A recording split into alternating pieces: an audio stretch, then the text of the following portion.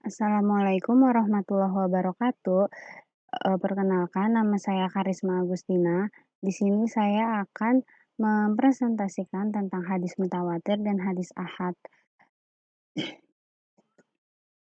Pertama, pengertian hadis menurut bahasa yaitu sesuatu yang baru, menunjukkan sesuatu yang dekat atau waktu yang singkat. Hadis juga berarti berita, yaitu sesuatu yang diberitakan, diperbincangkan, dan dipindahkan dari seorang kepada orang lain. Hadis menurut istilah syara, yaitu hal-hal yang datang dari Rasulullah Shallallahu Alaihi Wasallam, baik itu ucapan, perbuatan, atau pengakuan.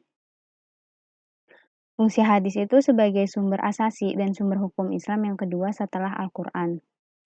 Hal ini disebabkan karena kedudukannya sebagai penafsir dan pedoman pelaksanaan yang otentik terhadap Al-Quran. Hadis menafsirkan dan menjelaskan ketentuan yang masih dalam garis besar atau merinci apa yang dibahas dalam Al-Quran. Selain itu, hadis-hadis Nabi dalam kaitannya dengan Al-Quran mempunyai fungsi menetapkan dan memperkuat hukum-hukum yang telah ditentukan oleh Al-Quran. Nah, hadis itu merupakan salah satu sandaran hukum yang digunakan oleh umat Islam. Nah, di sini memiliki beberapa macam. Menurut para ulama, berdasarkan segi kuantitasnya, hadis dibagi menjadi dua, yaitu hadis mutawatir dan hadis ahad. Berdasarkan segi kualitasnya, hadis dibagi menjadi tiga, yaitu hadis sahih, hadis dhaif, dan hadis hasan. Tapi di sini yang akan kita bahas adalah hadis mutawatir dan hadis ahad. Yang pertama, hadis mutawatir menurut istilah adalah sesuatu yang diriwayatkan oleh sejumlah orang sebagai perawi yang menurut kebiasaan mereka jauh dari perlakuan dusta, mulai dari awal sanad hingga akhir sanad, sehingga hadis yang diriwayatkan bukan termasuk hadis palsu. Selain itu, ada juga yang mendefinisikan suatu hadis hasil tanggapan panca indera yang diriwayatkan oleh sejumlah besar rawi yang menurut adat kebiasaan mustahil mereka berkumpul untuk bersepakat dan berdusta. Syarat hadis mutawatir itu ada 4. Yang pertama, diriwayatkan oleh orang dalam jumlah yang banyak. Menurut Abu Thayyib, itu minimal 4 orang yang meriwayatkan. Hal tersebut dikiaskan dengan jumlah saksi yang diperlukan oleh hakim. Menurut Ashabu Syafi'i, minimal 5 orang. Karena sesuai dengan jumlah nabi yang mendapatkan gelar ulul azmi. Yang ketiga, sebagian ulama menetapkan minimal itu 20 orang. Hal tersebut berdasarkan ketentuan yang telah difirmankan Allah tentang orang-orang mukmin yang tahan uji, yang dapat mengalahkan orang-orang kafir sejumlah 200 orang. Ayat ini dapat dilihat dalam surat Al-Anfal ayat 65. Sebagian ulama yang lain menetapkan jumlah perawi itu minimal 40 orang. Lanjut, syarat yang kedua adalah adanya keseimbangan jumlah rawi-rawi dalam setiap tabakot atau tingkatan pertama dengan tabakot-tabakot selanjutnya. Yang ketiga, para perawi hadis tidak memiliki kebiasaan berdusta. Yang keempat, periwayatan yang disampaikan oleh rawi-rawi tersebut harus berdasarkan tanggapan panca indera. Misalnya, hadis tersebut berisi telah mendengar kami, telah melihat kami, dan sebagainya. Contoh hadisnya misalkan Anas bin Malik melihat Nabi Shallallahu Alaihi Wasallam berdoa, misalkan seperti itu. Nah, hadis yang diketahui kesohihannya dan diterima secara mutlak oleh para ulama bisa juga disebut mutawatir. Hadis ini banyak sekali, terutama hadis-hadis yang berada di Sahih Bukhari dan Muslim. Nah, pembagian hadis mutawatir itu ada dua. Yang pertama, hadis mutawatir lafzi dan hadis mutawatir maknawi. Yang pertama, hadis mutawatir lafzi adalah hadis yang diriwayatkan oleh sejumlah ulama dengan bunyi, hukum, dan maknanya yang sama. Contohnya kita lihat di sini dalam hadis yang pertama, hadatsana Husyam, hadatsana Abdul Aziz ibnu Suhaib wa Ismail, hadatsana Abdul Aziz ibnu Suhaib an Anas ibni Malik, qala Rasulullah sallallahu alaihi wasallam, man kadzdzaba alayya muta'ammadan falyatabawa maq'adahu minan nar. Artinya, barang siapa sengaja berdusta kepadaku, maka hendaklah bersiap-siap menempati tempatnya di neraka. Hadis yang itu hadis riwayat Ibnu Majah. Hadis yang kedua, hadasana Husyam, hadasana Abdul Aziz ibnu Suhaib wa Ismail, hadasana Abdul Aziz ibnu Suhaib an Anas ibni Malik, qala Rasulullah sallallahu alaihi wasallam, man kadzdzaba alayya muta'ammadan falyatabawa maq'adahu minan nar. Artinya sama, barang siapa sengaja berdusta kepadaku, maka hendaklah bersiap-siap menempati tempatnya di neraka. Hadis riwayat Ahmad. Nah, dapat dilihat di sini, kedua hadis ini diriwayatkan oleh riwayat yang berbeda. Yang pertama adalah Ibnu Majah, yang kedua adalah Ahmad. Tetapi isinya dan maknanya itu sama, bunyinya sama, yaitu man kadzdzaba alayya muta'ammidan falyatabawa maq'adahu minan nar.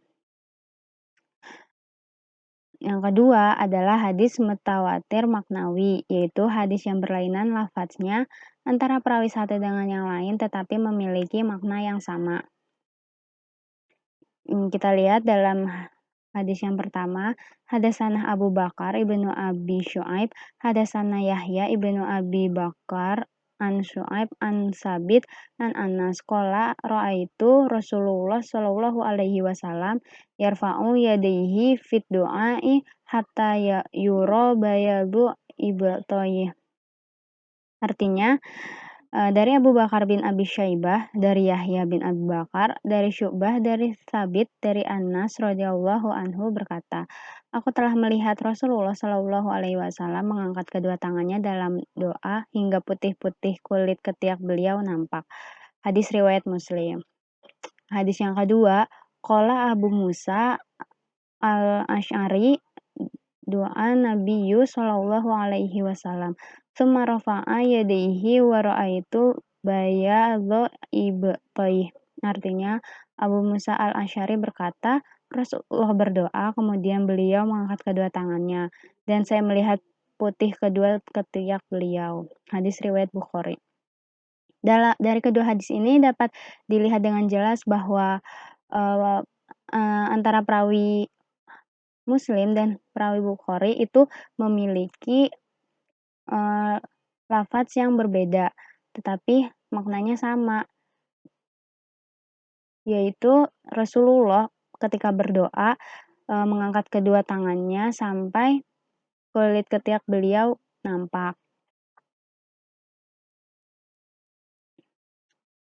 Kedudukan hadis mutawatir.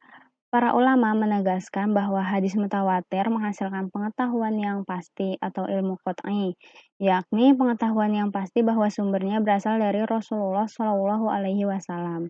Para ulama juga menegaskan bahwa hadis mutawatir membuahkan ilmu daruri atau pengetahuan yang sangat memaksa untuk diyakini kebenarannya, yakni pengetahuan yang tidak dapat dipungkiri bahwa perkataan, perbuatan, atau ketetapan yang disampaikan oleh hadis itu benar-benar berasal dari Rasulullah Shallallahu alaihi wasallam. Oleh karena itu, kedudukan hadis mutawatir sebagai sumber ajaran Islam tinggi sekali. Menolak hadis mutawatir sebagai sumber ajaran Islam sama halnya dengan menolak kedudukan Nabi Muhammad Shallallahu alaihi wasallam sebagai utusan Allah. Nah, pembahasan selanjutnya adalah hadis ahad. Hadis ahad merupakan hadis yang tidak memenuhi syarat sebagai hadis mutawatir. Hadis ahad adalah hadis yang bersumber dari Nabi yang menurut periwayatannya tidak sampai kepada kriteria hadis mutawatir. Dan standarisasi jalur rawi berlaku pada setiap lapisan generasi.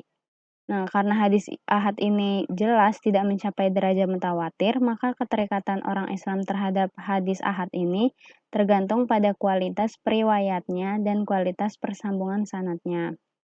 Bila sanad hadis itu tidak dapat mengikat orang Islam untuk menggunakannya sebagai dasar beramal, sebaliknya, bila sanadnya bersambung dan kualitas periwayatnya bagus, maka menurut ulama hadis itu harus dijadikan dasar. Kriteria hadis ahad itu ada yang berkaitan dengan perawi hadis dan berkaitan dengan substansi hadis. Kriteria hadis ahad yang berkaitan dengan perawi hadis yaitu perawi harus adil dan paham dengan hadis yang disampaikan, melakukan apa yang telah diriwayatkannya, menyampaikan hadis dengan huruf-hurufnya, serta mengetahui perubahan makna hadis dari lafal hadis yang sebenarnya. Sedangkan yang berkaitan dengan substansi hadis atau isi hadis yaitu sanadnya bersambung dengan Rasulullah, terhindar dari syuzus atau kejanggalan-kejanggalan dan ilat, kecacatan. Tidak bertentangan dengan as-sunnah al-masyhurah, perilaku sahabat dan tabi'in. Hadis tersebut tidak dicela oleh ulama salaf dan tidak terdapat penambahan dalam sanad dan matannya. Nah, pembagian hadis ahad itu ada 3, yaitu hadis aziz, gharib, dan masyhur. Ini semua termasuk dalam bagian hadis ahad. Maka di sini ada pembagian hadis lagi menjadi hadis sahih, hasan, dan doif. Jika perawinya lebih dari 3, maka disebut hadis mutawatir. Pertama, hadis gharib, yaitu hadis yang hanya diriwayatkan oleh satu orang sahabat saja. Misalnya, innamal a'malu binniyat, artinya semua perbuatan tergantung niatnya. Nah, dalil ini diriwayatkan oleh Umar bin Al-Khattab radhiyallahu anhu sendiri. Jadi hanya Umar yang meriwayatkan hadis ini. Yang kedua, aziz, yaitu hadis yang diriwayatkan oleh 2 orang sahabat walaupun lafadznya agak berbeda. Contohnya dalil la yu'minu ahadukum hatta kuna ahabba ilaihi mi walidihi wa waladihi wan nas ajma'in. Artinya tidak sempurna keimanan seseorang di antara kalian sebelum menjadikan aku lebih ia cintai dibandingkan kedua orang tuanya, anaknya dan manusia seluruhnya. Hadis ini diriwayatkan dari Anas bin Malik radhiyallahu anhu dan Abu Hurairah radhiyallahu anhu. Lalu dari Anas bin Malik diriwayatkan oleh 2 perawi yaitu Qatadah dan Abdul Aziz bin Suhaib.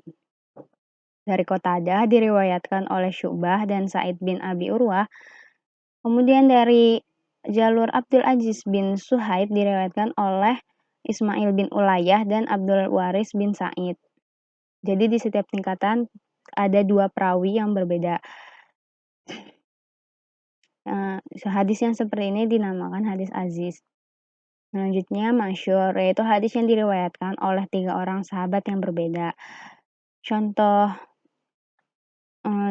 hadisnya adalah al-muslimu man salamal muslimuna min lisanihi wa yadihi. Artinya, seorang muslim adalah orang yang menyelamatkan sesama muslim lainnya dari gangguan lisan dan tangannya.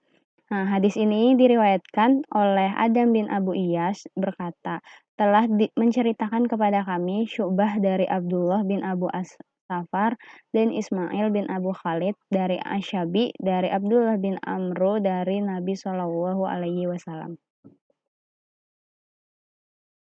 Nah, hadis ini diriwayatkan oleh 3 orang yang berbeda, yaitu Adam bin Abu Iyas, Abdullah bin Abu Safar, dan Ismail bin Abu Khalid. Nah, terkadang hadis mansur itu mempunyai sanad, tapi terkadang tidak ada sanadnya sama sekali. Ia hanya terkenal saja dari mulut ke mulut sebagai hadis. Seperti penjelasan sebelumnya, hadis ahad ada yang sahih dan tidak. Nah, masyhur juga ada yang sahih dan tidak. Jika hadis sahih bisa dijadikan landasan hukum dan menjadi kelebihan yang bagus bagi hadis masyhur tersebut karena tidak memiliki sanad. Jadi jika itu sahih bisa sebagai landasan hukum.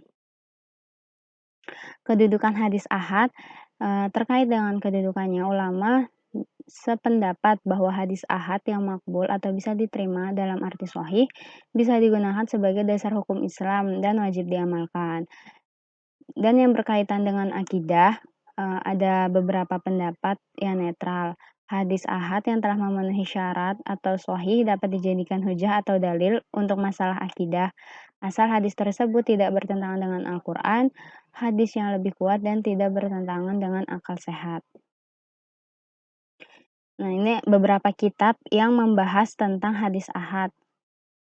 Ada kitab yang menghimpun hadis masyhur, misalnya Al-Maqasid Al-Hasanah Fima Ishtahara ala Al-Alsinah, karya As-Sakhawi. Yang kedua, Kasyaf Al-Kafa wa Muzil Al-Ibas Fima Ishtahara min Al-Hadis ala Al-Sinah An-Nas, karya Al-Jaluni. Yang ketiga, Tamyiz At-Thayyib min Al-Khabith Fima Yadur ala Al-Sinah An-Nas min Al-Hadis, karya Ibnu Adaiba Asy-Syaibani. Nah, kitab yang menghimpun tentang hadis gharib itu contohnya At-Taraf Al-Gharaib wal Al-Afrad karya Muhammad bin Thahir Al-Maqsidi. Yang kedua, Al-Afrad karya Ad-Daruqutni, Al-Hadis As-Shahihah wa Al-Gharib karya Yusuf bin Abdurrahman Al-Mizi Asy-Syafi'i. Yang keempat, Musnad Al-Bazzar dan Al-Mu'jam Al-Awsat karya At-Tabarani. Kesimpulannya, pembagian hadis menjadi mutawatir dan ahad memang ada dalam kaidah ilmu hadis. Namun perlu diketahui bahwa para ulama membagi hadis menjadi mutawatir dan ahad bukan untuk menolak hadis. Pembagian itu merupakan tinjauan ilmiah berdasarkan jumlah perawi yang meriwayatkannya. Perawinya banyak atau sedikit. Dan sebagian tinjauan mereka berdasarkan sahih dan lemahnya suatu riwayat. Ada juga yang berdasarkan jumlah perawinya. Jika perawi suatu hadis itu banyak, maka para ulama mengatakan bahwa hadis itu mutawatir, meskipun mereka masih berbeda pendapat tentang batasan banyak atau sedikit. Juga ada definisi lain tentang mutawatir, yaitu jika hadis tersebut diketahui kesohihannya dan diterima secara mutlak oleh para ulama. Nah, berikut ini beberapa sumber referensi yang saya gunakan dalam membuat presentasi ini. Nah, sekian dari saya. Terima kasih. Wassalamualaikum warahmatullahi wabarakatuh.